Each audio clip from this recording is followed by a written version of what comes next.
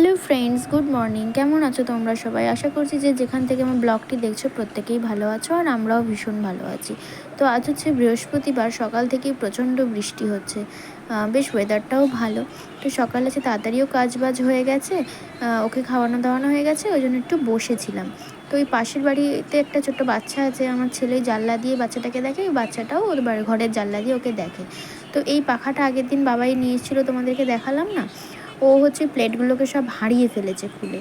তো এই পাখাটা বাবাই হচ্ছে লাগিয়ে দিয়েছে। এই পাখাটা হচ্ছে সেই বাবেলসগুলো হয় না, কিনতে পাওয়া যায়, ওর ওপরে যে পাখাগুলো থাকে ওইটা আবার ও ফেভিকুইক দিয়ে আটকে দিয়েছে। বেশ ভালোই লাগছিলো দেখতে, তাই না? তো বেলার দিকে আবার একটু বৃষ্টি পড়ছিল, বেশ ওয়েদারটাও খুব সুন্দর ছিল। আমি একটু জানলা দিয়ে একটু ওয়েদারটা তোলার চেষ্টা করছিলাম, বেশ সুন্দর লাগছিল। ওই দূরে একটা আমাদের এখানে কমপ্লেক্স উঠছে, বিশাল বড়। এইটা আমার ঘরের জানলা থেকে দেখা যায়। তো এইখানে যেন একটা শ্যুটিং হয়েছিল কাছের মানুষের, দেব প্রসেনজিতের যে মুভিটা, ওইখানে। তো চলো, আমার স্নান টান হয়ে গেছে, পুজো হয়ে গেছে, এবার ছেলেকে স্নান করিয়ে দিয়েছি। আজকে যেহেতু ওয়েদারটা ঠান্ডা, বাইরে রোদ নেই, ওই জন্য ওকে বাইরেই স্নান করে টাওয়েল পরিয়ে দিয়েছি। তো এসেই আবারও জানলা দিয়ে বাচ্চাটাকে দেখতে গেছে।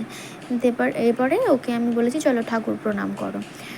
তো ওই জন্য ঠাকুর প্রণাম করছে। এইটা আমি ওকে ডেলি করাই। ঘুম থেকে উঠে গোপালকে নমস্কার, আর স্নান করে উঠে গোপালকে নমস্কার, কোথাও গেলে ঠাকুরকে বলে যাওয়া, এবং রাতে ঘুমানোর সময়।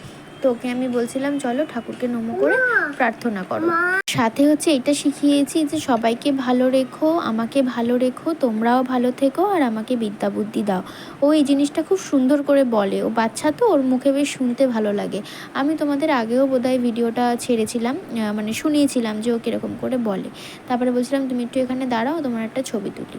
তো ওর খিদেও পেয়ে গেছিলো, ওই জন্য খিদেও পেয়েছিলো, ঘুমও পেয়েছিলো, একটু হাই তুলছিলো। তারপরে ওই যে ওকে ঘরে নিয়ে যাচ্ছি, নিয়ে গিয়ে ওকে এবার ফ্রেশ করে দেবো।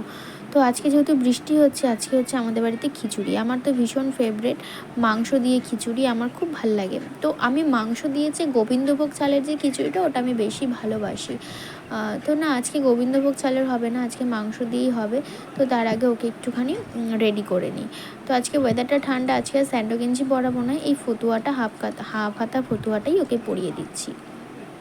তো পরিয়ে যখন জামাটা নামিয়েছি, তো পেটের কাছে ওই টাওয়েলটা দিয়ে ভুঁড়ি হয়ে গেছে। আমি বলছি দেখ গোপাল ভাঁড়ের ভুঁড়ি হয়ে গেছে। ও আবার গান গাইছে, আসছে গোপাল যাচ্ছে গোপাল, প্রচণ্ড পাকা পাকা কথা শিখে গেছে, প্রচণ্ড। মানে বয়স আন্দাজে একটু বেশিই পাকা পাকা। তো এখানে একটু দুষ্টুমি করছিল, তাই জন্য ওকে বকেছি বলে ও আবার আমাকে হামি দিচ্ছে।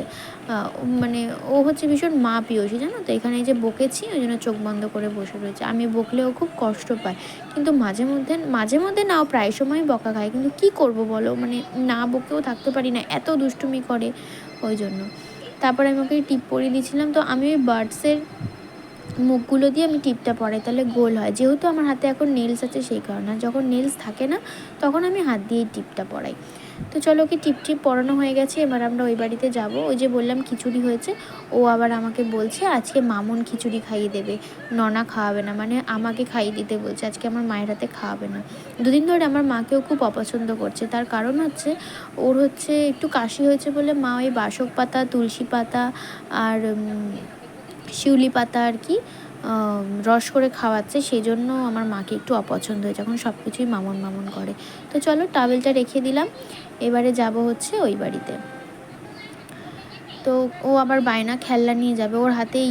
আমার না এই অভ্যেসটা ছিল ছোটোবেলায়, সবসময় হাতে একটা কিছু থাকতো, ওটা নিয়ে ঘুমাবো, ওটা নিয়েই খাবো, ওটা নিয়েই সব করব। এই অভ্যেসটা আমার ছেলেরও হয়েছে। ও একটা পেনের খাপা নিয়ে বলছে আমি এটা নিয়ে যাবো। আমি ঠিক আছে চলো।